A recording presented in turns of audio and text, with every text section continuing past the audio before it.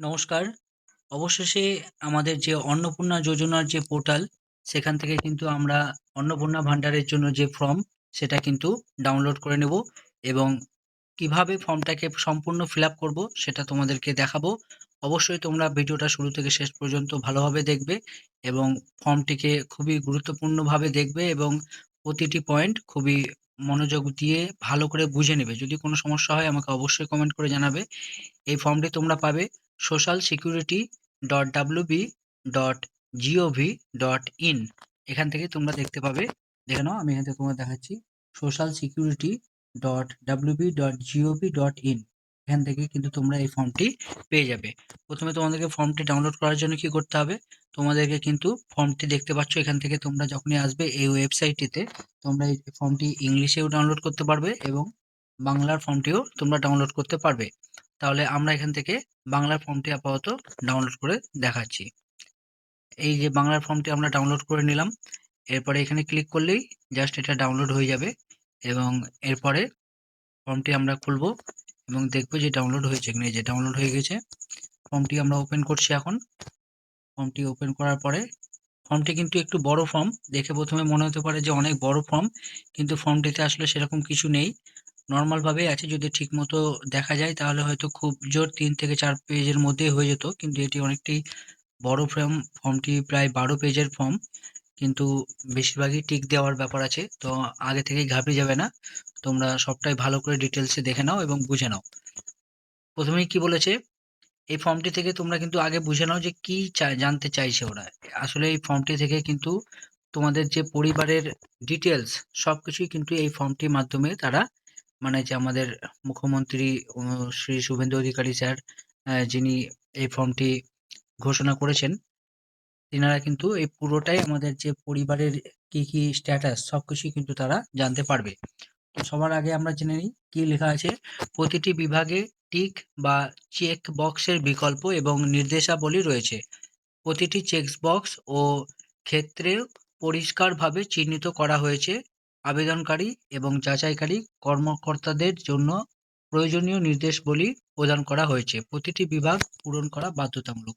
মানে বুঝতে পারলে, মানে বলতে চাইছি যে প্রত্যেকটি যে বিভাগ আছে, মানে যে সব ঘরগুলো আছে সেগুলোতেই টিক চিহ্ন বা চেক বক্স দেওয়া আছে, সেখানে টিক চিহ্ন দিতে হবে এবং প্রত্যেকটি ফর্মই কিন্তু যে প্রত্যেকটা যে ঘরগুলো আছে সবগুলোই কিন্তু ফিল আপ করা বাধ্যতামূলক।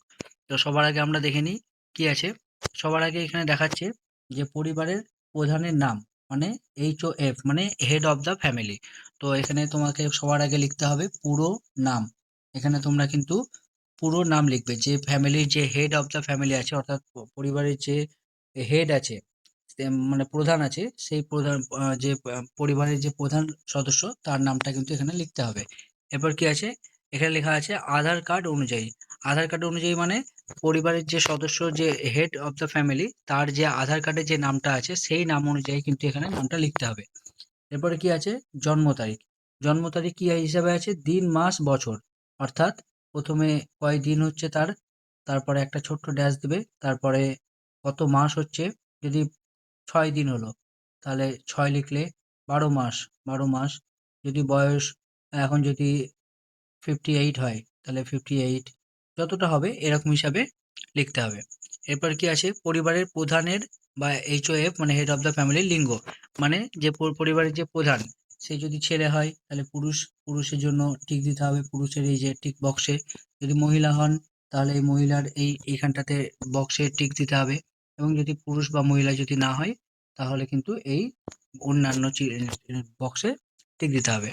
এরপরে কি আছে, এরপরে আছে পরিবারের প্রধানের আধার নাম্বার, অর্থাৎ যে হেড অফ দ্য ফ্যামিলি আছে তার কিন্তু এখানে যে আধার নাম্বারটা আছে এখানে কিন্তু বসিয়ে দিতে হবে। এরপরে কি বলেছে, ডিজিটাল রেশন কার্ডের পারিবারিক আইডি যদি থাকে, মানে যে ডিজিটাল যে রেশন কার্ড যদি থাকে, তার যে আইডিটা আছে, পারিবারিক যে পরিবারের জন্য যে আইডি কার্ডটা থাকে, যে আইডি নাম্বারটা আছে সেই নাম্বারটাও কিন্তু এখানে বসিয়ে দিতে হবে। আর কি আছে, পরিবারের সদস্যের সংখ্যা। যদি এখানে বলেছে শুধুমাত্র সংখ্যায়, অর্থাৎ যদি একটা পরিবারে 5 জন থাকে তাহলে কিন্তু এখানে শুধু 5 বসিয়ে দিতে হবে। এবার অনেকে জানতে চায় যে এটা তো বাংলায় আছে, তাহলে কি আমি 5 বসাবো বাংলায় নাকি ইংলিশে বসাবো 1 2 করে। তাও তোমাদেরকে জানিয়ে রাখি, বিভিন্ন ফর্ম ফিল আপের সময় কিন্তু সবসময়তে 1 2 দেওয়াটাই বেশি সুবিধাজনক।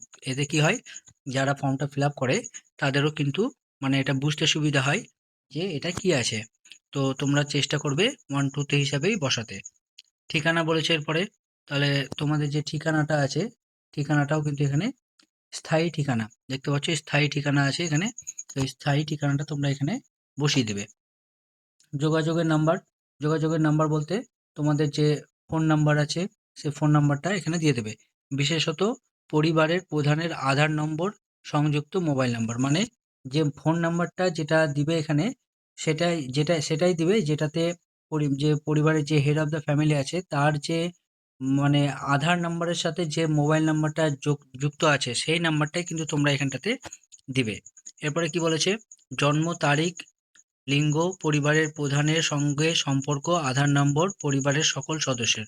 অর্থাৎ বলেছে এখানে যে নাম, ৯ নম্বর পয়েন্ট কি বলেছে, প্রথমে নাম লিখতে হবে, এরপরে জন্ম তারিখ এবং লিঙ্গ মানে ছেলে না মেয়ে, মানে হচ্ছে কি যে পুরুষ না মহিলা সেগুলো, এবং পরিবারের প্রধানের সঙ্গে সম্পর্ক, আধার নম্বর, যে পরিবারের প্রধানের সঙ্গে তার কি সম্পর্ক সেটা লিখতে হবে এবং আধার নম্বর দিতে হবে।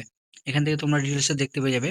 যেমন এখানে লেখা আছে অন্নপূর্ণার, এই যে যদি এখানে লিখলাম পরিবারের প্রধান, তাহলে হেড অফ দ্য ফ্যামিলি যে এখানে আছে তার নামটা লিখতে হবে এখানটাতে, এখানে হেড অফ দ্য ফ্যামিলির নাম লিখতে হবে। এবার সে কি এখানে অন্নপূর্ণা যোজনার জন্য আবেদন করা হচ্ছে, তিনি যদি অন্নপূর্ণা যোজনার জন্য আবেদন করে থাকেন, মানে করতে চাইছেন, তাহলে অবশ্যই হ্যাঁ লিখবেন। তাহলে এখানে কিন্তু হ্যাঁ টিক দিতে হবে। এবার যদি বলা হয়েছে সদস্য ওয়ান, এখানে কিন্তু হেড অফ দ্য ফ্যামিলি যে তার নামটা এখানে লিখতে হবে। এরপরে পরিবারের যতজন সদস্য আছে এখানে ১ ২ ৩ ৪ ৫, ৫ জন কিন্তু হেড অফ দ্য ফ্যামিলি ছাড়াও আরো ৫ জনের এখানে নাম দেওয়া যাবে। তাদের নামের জন্য কি লিখতে হবে, তাদের নাম লিখতে হবে, তাদের জন্ম তারিখ দিতে হবে, তারা পুরুষ না মহিলা লিখতে হবে, তাদের পরিবারের প্রধানের সঙ্গে তার কি সম্পর্ক সেটা লিখতে হবে, এবং এখানে আধার কার্ডের নাম্বার দিতে হবে।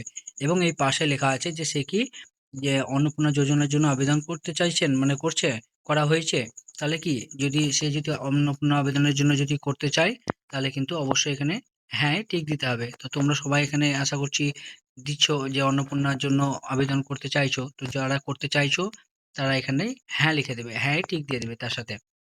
এরপরে কি আছে, এটা হলো ১ নম্বর সদস্য।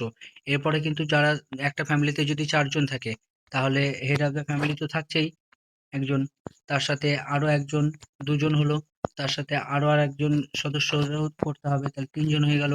আরো আরেকজনের যদি মানে তাহলে এই ৩ জন সদস্যর হয়ে গেল, তাহলে head of the family plus ৩ তাহলে হয়ে গেল ৪ জন। এরকম করে যতজন আছো তোমরা একটা ফ্যামিলিতে, এখানে মোটামুটি ৫ জন সদস্য এক্সট্রা দেওয়া যাবে হেড অফ দ্য ফ্যামিলি ছাড়াও।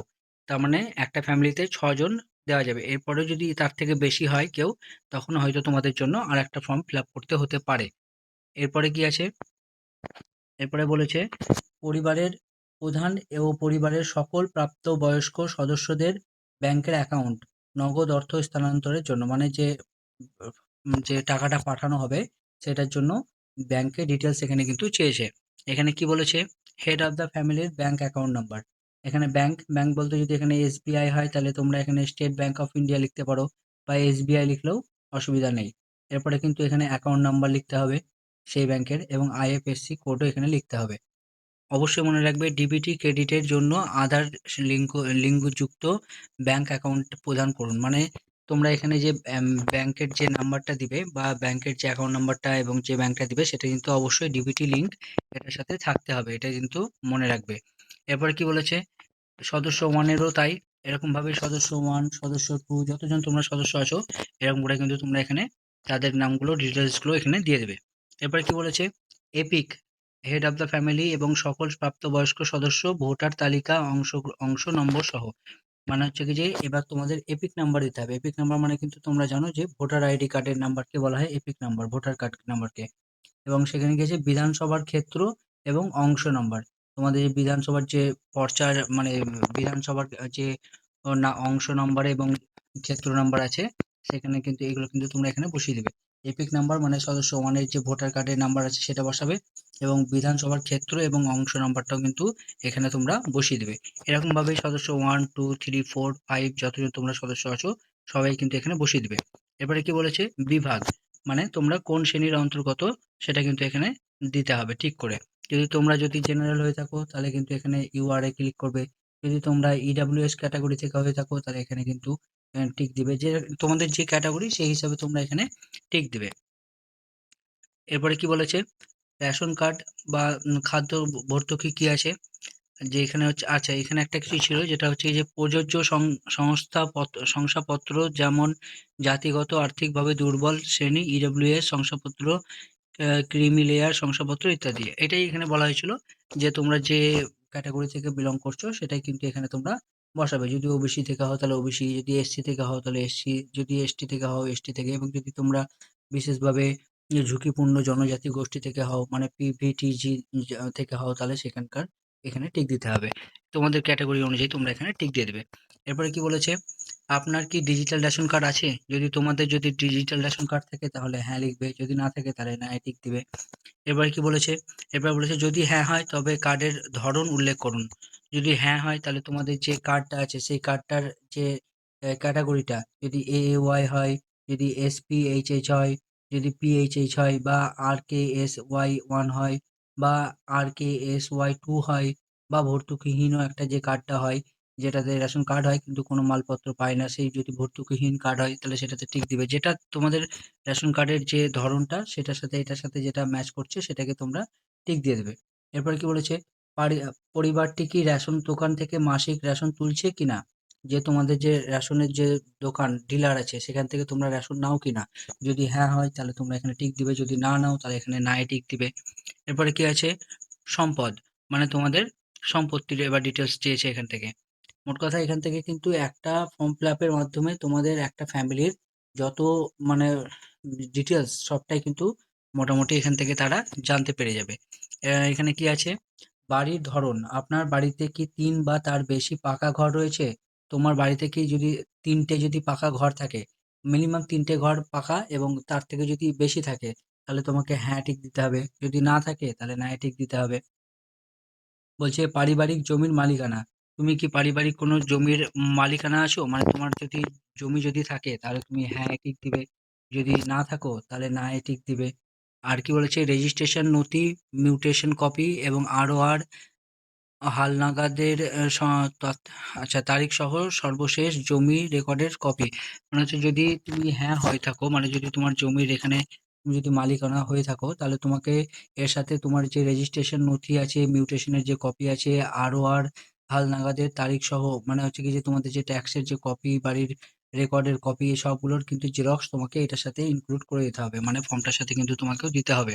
এরপরে কি বলেছে, পরিবারের সকল সদস্যের মোট পরিবারের সকল সদস্যের মোট জমির পরিমাণ শতকে, মানে হচ্ছে কি তোমাদের যদি পরিবারে ৪ জন হয়, ৪ জন ফ্যামিলির যদি মেম্বার হয়, সেই ৪ জন মেম্বারের টোটাল কত শতক তোমাদের জমি আছে এটা কিন্তু শতক হিসাবে দিতে হবে। তাহলে তোমাদের সেই তত শতকের সংখ্যাটা এখানে বসাতে হবে যে জমি আছে এরকম হিসাবে। কি বলেছে, রেজিস্ট্রেশন নথি, সর্বশেষ ROR নথি, জমির নথি, এই ডিটেলসটাও কিন্তু মানে এই কপিগুলোও কিন্তু দিতে হবে। আর কি আছে, যানবাহন, আপনি বা পরিবারের কোনো সদস্য কি অবাণিজ্যিক মোটর চালিত ৪ চাকার গাড়ি আছে? মানে তোমাদের কি কোনো পার্সোনাল ৪ চাকার গাড়ি আছে, যেগুলো বিজনেসের জন্য না, যেগুলো তোমাদের নিজস্ব ব্যবহারের জন্য যদি কোনো ৪ চাকার গাড়ি থাকে তাহলে তোমাদেরকে হ্যাঁ টিক দিতে হবে, যদি না থাকে তাহলে না টিক দিতে হবে। যদি হ্যাঁ হয় তবে গাড়ির সংখ্যা উল্লেখ করুন, মানে তোমাদের গাড়ির নাম্বারটাও কিন্তু তখন এখানে দিতে হবে। গাড়ির রেজিস্ট্রেশন নাম্বারটাও কিন্তু এখানে দিতে হবে। আর কি বলেছে, আচ্ছা এখানে গাড়ির সংখ্যা উল্লেখ করুন। যদি এরকম তোমাদের গাড়ি থাকে তাহলে যদি একটা গাড়ি থাকে তাহলে ১ লিখবে। যদি তোমাদের এরকম ২ টো থাকে তাহলে ২ লিখবে। যদি ৩ টে থাকে, যতগুলো গাড়ি আছে তোমাদের ততগুলো গাড়ির এখানে সংখ্যাটা বসাবে। আর সেই সংখ্যাগুলোর মানে যে রেজিস্ট্রেশন নম্বরও এখানে বসাতে হবে। তোমাদের যে গাড়ি সেই গাড়ির রেজিস্ট্রেশন নাম্বারটাও কিন্তু এখানটাতে বসাতে হবে। এরপরে কি বলেছে, পরিবার ভিত্তিক সদস্যের স্বাস্থ্য বীমা, তোমাদের যে পরিবারের প্রত্যেকটা সদস্যের কি স্বাস্থ্য বীমা করা আছে? যদি হ্যাঁ, স্বাস্থ্য বীমা মানে বিভিন্ন রকমেরই তোমাদের যে কোনো বীমা হলেই সেটা স্বাস্থ্য বীমার আওতার মধ্যে পড়ছে, সেটা সরকারি হতে পারে, বেসরকারি হতে পারে। যদি তোমাদের স্বাস্থ্য সাথী কার্ডও করা থাকে সেটাও কিন্তু একটা স্বাস্থ্য বীমার মধ্যেই পড়ছে। তো তোমরা কিন্তু তাহলেও হ্যাঁ টিক দিবে অবশ্যই। আর যদি না থাকে, যদি তোমাদের কোনো স্বাস্থ্য বীমা না থাকে তাহলে নাই টিক দিবে। বলেছে কি যে যদি হ্যাঁ হয় তবে সরকারি বা বেসরকারি বীমার অঙ্ক এবং প্রিমিয়ামের বিবরণ সহ উল্লেখ করুন। মানে হচ্ছে কি যে তোমাদের যদি কোনো সরকারি বা বেসরকারি যদি থাকে তাহলে সেটার কত মানে বীমার অঙ্ক মানে হচ্ছে কি যে কত টাকার সেই বীমাটা এবং প্রিমিয়ামের বিবরণ এই ডিটেলসটা কিন্তু দিতে হবে। হেড অফ দ্য ফ্যামিলির এখানে কি বলেছে HOF মানে হেড অফ দ্য ফ্যামিলি তার কি সরকারি হেড অফ দ্য ফ্যামিলির কি যে স্বাস্থ্যসাথীর কার্ডটা আছে বা স্বাস্থ্য বীমার যে কার্ডটা আছে, স্বাস্থ্য সাথীটাই কিন্তু শুধু স্বাস্থ্য বীমা না, এছাড়াও বিভিন্ন যেসব সরকারি বেসরকারি যেসব কাজ মানে বীমাগুলো হয় সবগুলোই কিন্তু এখানে বলেছে যে সরকারি বেসরকারি যে কোনো তোমাদের যদি কোনো বীমার কার্ড থাকে তাহলে কিন্তু তোমাদেরকে এখানে ডিটেলসটা দিতে হবে। তো যদি তোমাদের সরকারি কার্ড থাকে তাহলে এখানে সরকারিতে টিক দিবে, যদি বেসরকারি হয় তাহলে বেসরকারিতে টিক দিবে। যে বীমার অঙ্ক মানে হচ্ছে কি যে কত টাকার বীমা এটা সেটাও এখানে টিক দিতে হবে, প্রিমিয়ামের বিবরণ এবং কত টাকার তোমরা হচ্ছে কি যে এখান থেকে তোমাদেরকে মানে দেওয়া হবে ডিটেলসটা এখানে কিন্তু তোমাদেরকে দিতে হবে। এরকম হেড অফ দ্য ফ্যামিলির এটা হলো। এরপরে সদস্য ওয়ানের যদি এরকম থাকে প্রত্যেকটা সদস্যের এখানে বলা হয়েছে, যদি সদস্য ওয়ানে না থাকে তাহলে সদস্য ওয়ানে দিতে হবে না, যদি সদস্য টু এর থাকে তাহলে শুধু সদস্য টু এর দিবে, যার যা থাকবে তার তার দিবে এখানে, যার যা থাকবে না তার তার দিবে না। আয় পেশা মানে হচ্ছে কি যে কি করা হয় সেগুলো ডিটেলস চাইছে। বলছে কোনো সদস্য কি আয়কর বা পেশাগত কর প্রদান করেন মানে প্যান বা ট্যাক্সের মানে আওতার মধ্যে পড়ে, যদি কেউ যে প্যান কার্ডের যে ট্যাক্স সেই ট্যাক্স তোমরা যদি দিয়ে থাকো দাও তাহলে হ্যাঁ লিখবে, যদি না দাও তাহলে না লিখবে। যদি দাও পরিবারের সদস্যের প্যান কার্ড যদি থাকে, প্যান কার্ড আছে কিনা, যদি প্যান কার্ড থাকে তাহলে প্যান কার্ডের এখানে হ্যাঁ দিতে হবে। যদি হ্যাঁ হয় তাহলে নাম এবং প্যান নাম্বার, তাহলে কিন্তু তোমাদের নাম এবং প্যান নাম্বার এখানে দিতে হবে। উল্লেখ করুন না, যদি না থাকে প্যান কার্ড তাহলে না লিখবে। আচ্ছা, এখানে কি আছে হেড অফ দ্য ফ্যামিলির নাম, যদি প্যান কার্ড থাকে তাহলে কিন্তু তার ফ্যামিলির যে হেড অফ দ্য ফ্যামিলি তার নাম দিতে হবে, প্যান কার্ড নাম্বার দিতে হবে। এরপরে সদস্য ওয়ানের যদি প্যান কার্ড থাকে তাহলে তার নাম দিতে হবে, প্যান কার্ড নাম্বার দিতে হবে, যার যার প্যান কার্ড থাকবে তার তারটাতে নাম দিতে হবে এবং তার প্যান কার্ড নাম্বার দিতে হবে। এরকম ভাবেই 5 জন এক্সট্রা সদস্যর নাম দেওয়া আছে। এরপরে কি আছে, এরপরে বলেছে আমরা কিন্তু অলরেডি কত নম্বর পেজে এসেছি, 5 নম্বর পেজ চলছে এখন আমরা। খুব একটা বেশি জটিল নেই, খুব একটা একদমই যে ইজি আছে সেটাও বলবো না, তবে 12 পেজের এটা ফর্ম আছে, তোমরা অবশ্যই দেখে নাও, খুবই সহজে এটা বুঝতে পেরে যাবে। এরপরে কি বলেছে, এরপরে বলেছে কর্মসংস্থানের ধরন। কর্মসংস্থানের ধরন বলতে যে কি কি করা হয়, কি পরিবারের যে প্রধান হেড অফ দ্য ফ্যামিলি সে কি কাজ করে, সরকারি ক্ষেত্রে কাজ করে না বেসরকারি ক্ষেত্রে কর্মচারী, নাকি সংগঠিত ক্ষেত্রে স্তনিযুক্ত মানে হচ্ছে কি যে কোনো মালিক ইত্যাদি ব্যবসায়ী বা উদ্যোক্তা এরকম হিসাবে কাজ করে, বা আংশিক সময়ের কর্মরত বা অসংগঠিত ক্ষেত্রে সন্নিযুক্ত, যেরকম সদস্য সেরকম, বা পর্যায়ী পরিযায়ী শ্রমিক যেরকম ভাবে কাজ করে সেটা, বা যদি বেকার হয় তাহলে বেকারে টিক দিতে হবে, বা যদি অন্যান্য হয় তাহলে অন্যান্যতে টিক দিতে হবে। যেটা পরিবারের সদস্য কি করে হেড অফ দ্য ফ্যামিলি সেটা এখানে দিতে হবে। সদস্য ওয়ান কি করে, সদস্য টু কি করে, এই ডিটেলস গুলো এখানে দিতে হবে, সেম একই সবার জন্য আছে, যেটা যেটা করে সেটাতেই শুধু টিক দিতে হবে। এরকম করে 5 জনেরই ডিটেলস দেওয়া আছে। এরপরে কি বলেছে, এরপরে বলেছে পরিবারের শিক্ষিত প্রাপ্তবয়স্ক সদস্যদের সংখ্যা এবং পরিবারের অশিক্ষিত প্রাপ্তবয়স্ক সদস্যদের সংখ্যা, মানে তোমাদের যে ফ্যামিলিতে যদি 4 জন থাকে বা 5 জন থাকে তাদের মধ্যে কতজন শিক্ষিত মানে সদস্য আছে প্রাপ্তবয়স্ক শিক্ষিত, যদি এরকম যদি 2 জন থাকে শিক্ষিত তাহলে 2 জন লিখতে হবে, যদি অশিক্ষিত যদি 3 জন থাকে তাহলে 3 জন লিখতে হবে, বা যেরকম যজন শিক্ষিত হবে তাদের এখানে সংখ্যাটা বসাতে হবে, যজন অশিক্ষিত হবে তাদের এখানে সংখ্যাটা বসাতে হবে। বলেছে আহ, পরিবারের প্রধান হেড অফ দ্য ফ্যামিলির সে কি শিক্ষিত, যদি শিক্ষিত হয় তাহলে শিক্ষিততে ক্লিক করতে হবে। এবং সর্বোচ্চ শিক্ষাগত যোগ্যতা, তার সর্বোচ্চ শিক্ষাগত যোগ্যতা মানে সে লাস্ট কতটা, সে যদি এইচএস পাস করে থাকে তাহলে এইচএস পাস লিখতে হবে, যদি মাধ্যমিক পাস করে থাকে মাধ্যমিক, যদি গ্র্যাজুয়েশন পাস করে থাকে তাহলে বিএ পাস লিখতে হবে, বা গ্র্যাজুয়েশন পাস লিখতে হবে, যে যতটা হবে যতটা পাস করেছে ততটা এখানে কিন্তু লিখতে হবে সর্বোচ্চ তার যোগ্যতা। এরপর সদস্য ওয়ানেরও তাই সেম একইভাবে, সদস্য টু এরও একইভাবে তাই, যে সে কতটা সে শিক্ষিত কি অশিক্ষিত, যদি অশিক্ষিত হয় তাহলে কিন্তু আর কোনো সর্বোচ্চ শিক্ষাগত যোগ্যতা না লিখলেও চলবে। আর কি আছে, এরকম করে সদস্য 3 4 5 পর্যন্ত একই হয়ে গেল। এরপরে বলেছে যে কোনো সদস্য কি কোনো সাংবিধানিক পদ বা মন্ত্রী বা সদস্য সদ বা বিধায়ক বা পৌর স্থানীয় সংস্থা এবং পঞ্চায়েত সংস্থার প্রাক্তন অথবা বর্তমান বর্তমান ধারক আছেন। যদি কোনো যদি সদস্য যদি তোমাদের পরিবারের মধ্যে কেউ যদি কোনো আ মন্ত্রী বা সাংসদ বা কিছু যদি হয়ে থাকেন তাহলে কিন্তু এখানে তোমাদের ডিটেইলস দিতে হবে। যদি হ্যাঁ হয়ে থাকে, সাংবিধানিক যদি পদে যদি কোনো যদি অন্তর্ভুক্ত হয় তাহলে হ্যাঁ লিখতে হবে এবং তিনি কোন পদে রয়েছেন তার সেই সদস্য নাম্বারটাও কিন্তু এখানে দিতে হবে। যদি হ্যাঁ হয় তাহলে এখানে দিবে, যদি না হয় তাহলে দেওয়ার দরকার নেই। তাহলে এখানে না এ টিক দিবে, তাহলেই হয়ে যাবে। প্রয়োজনীয় সহায়তা নথি থাকলে জমা দিন। স্বঘোষণা মানে নিজস্ব ঘোষণা যদি কিছু থাকে, মানে যে সেলফ ডিক্লারেশন যেটা হয়, সেলফ ডিক্লারেশন সেটাও যদি থাকে তাহলে এখানে তার সাথে জমা দিতে হবে।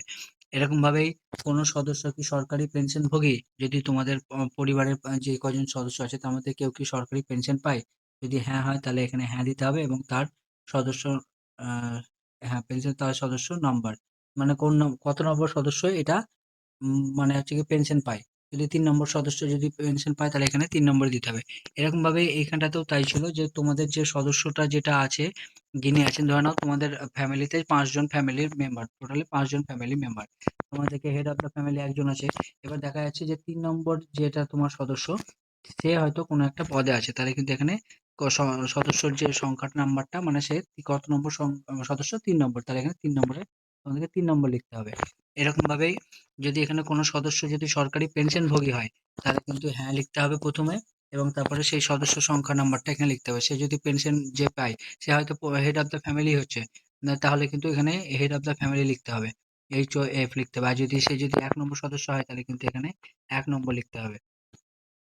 আর কি বলেছে যে কোনো সদস্য কি জিএসটির অধীনে নিবন্ধিত আছে? যদি কোনো সদস্য জিএসটি যদি দেয় তাহলে কিন্তু তাকে হ্যাঁ লিখতে হবে, যদি না হয় তাহলে কিন্তু না লিখতে হবে। আচ্ছা, এখানটায় একবার দেখে নিই। পরিবারের প্রাপ্ত সদস্য, হেড অফ দ্য ফ্যামিলির ডিটেলস দেওয়া হয়ে গেল। ৬ নম্বর পেজে আমরা অলরেডি হয়ে গেল। ৭ নম্বর পেজে চলে এসেছি। পরিবারের, আচ্ছা, ৭ নম্বর পেজে আমরা চলছি এখন। যে কোনো সদস্য কি কোনো সাংবিধানিক, এটা হয়ে গেছে ৬ নম্বর পয়েন্ট। কোনো সদস্য কি সরকারি পেনশনভোগী? হ্যাঁ হলে হ্যাঁ লিখতে হবে, সেই সদস্যের সংখ্যাটা এখানে বসাতে হবে। আর বলেছে কি যে যদি কোনো সদস্য কি জিএসটির অধীনে নিবন্ধিত আছে, যদি জিএসটি দেয় তাহলে হ্যাঁ লিখতে হবে, যদি না হয় তাহলে না লিখতে হবে, না টিক দিতে হবে।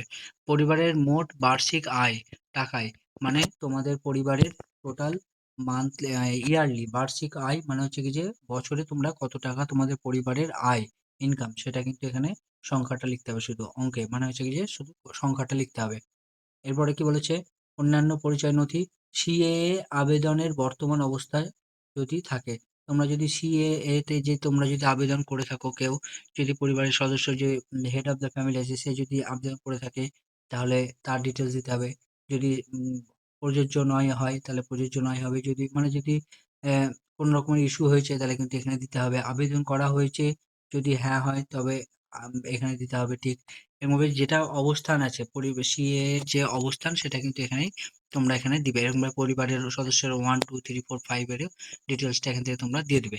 এরপরে কি বলেছে, এরপর বলেছে অন্যান্য কিষাণ ক্রেডিট কার্ড, মানে কেসিসি যেটা প্রধানমন্ত্রী কিষাণ হয় যোজনা, এরকম ভাবে যেগুলো তোমাদের কিষাণ যে ক্রেডিট কার্ড আছে বা কিষাণ ক্রেডিট কার্ড এর আইডি, শিল্পী ক্রেডিট কার্ড, এইসব মৎস্যজীবী ক্রেডিট কার্ড বা কি শিক্ষার্থী ক্রেডিট কার্ড, এইসব ক্রেডিট কার্ডগুলি তোমাদের অন্যান্য এগুলো কি আছে, এগুলো ডিটেলসটা তোমাদেরকে এখানে দিতে হবে।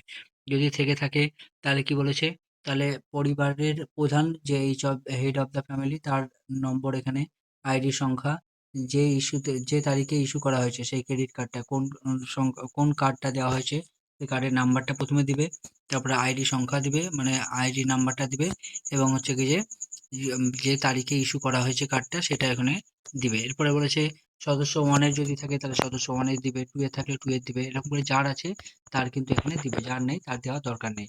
এরপরে কি বলেছে, যদি এসআইআর ২০২৬ এর নাম বাদ পড়ে, এটা কিন্তু খুবই ইম্পর্টেন্ট, দেখে নাও। যদি এসআইআর এর ২৬-এ যদি কারোর নাম বাদ পড়ে তবে মামলাটি ট্রাইব্যুনালে বিচারাধীন কিনা।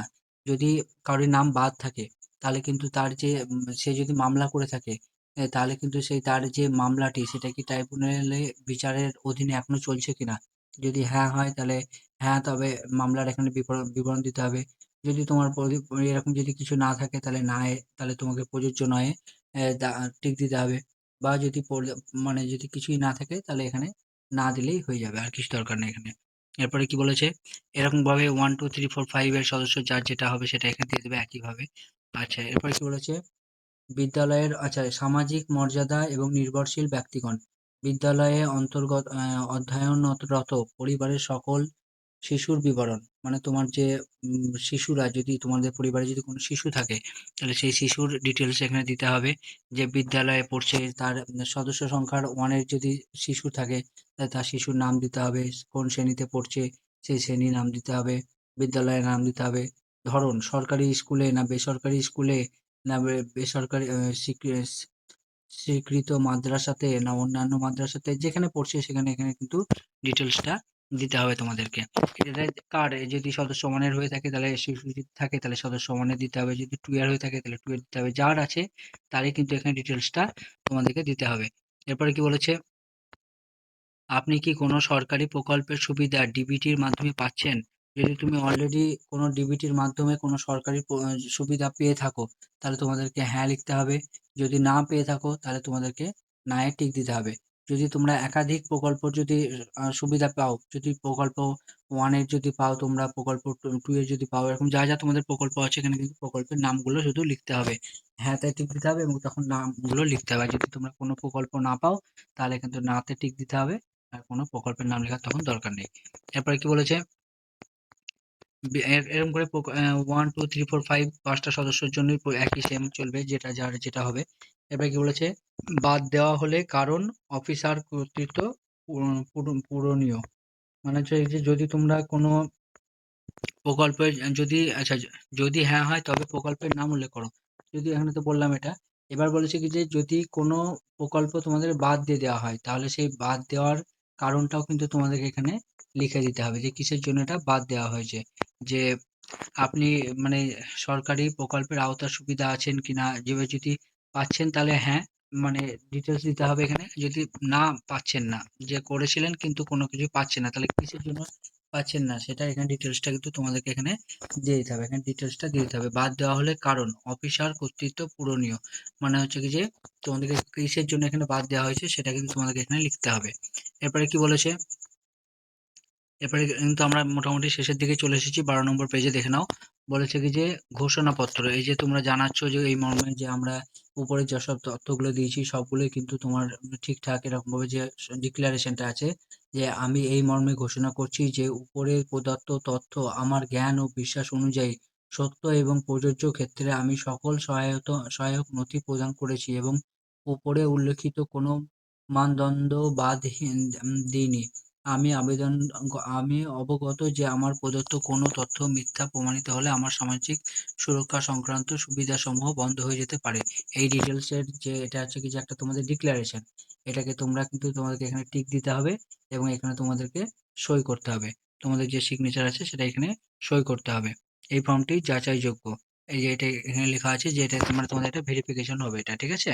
এরপরে কি আছে, এই দিকটা যেটা আছে দেখতে পাচ্ছ তোমরা এন্ড অফ ফর্ম, মানে এই দিকটা, এই যে এন্ড অফ ফর্ম মানে এখান থেকে এই দিকটা হয়তো তোমাদেরকে ছিঁড়ে দিয়ে দেওয়া হবে। এটা হয়তো সরকারি, এটা ওদের মানে অফিসিয়াল ইউজের জন্য, তোমরা এখানে কিছু করার দরকার নেই এটা, ঠিক আছে? আর যদি করতে হয়, যদি বলে করতে বলে, তাহলে এখানে তুমি তোমার নামটা দিয়ে দিবে। তো এখানটায় এইটুকু এইটুকু শুধু তোমাদের ডিটেলসটুকু দিবে, বাকিটা ওরাই কিন্তু ফিল আপ করে নিয়ে নেবে এবং আশা করছি আর তোমাদেরকে ছিঁড়ে দিয়ে দেবে। আচ্ছা, এখানে অতএব আমি আবেদনপত্র ঘোষণা প্রত্যাখ্যান করার জন্য সুপারিশ করছি, এখানে তোমার নাম, সই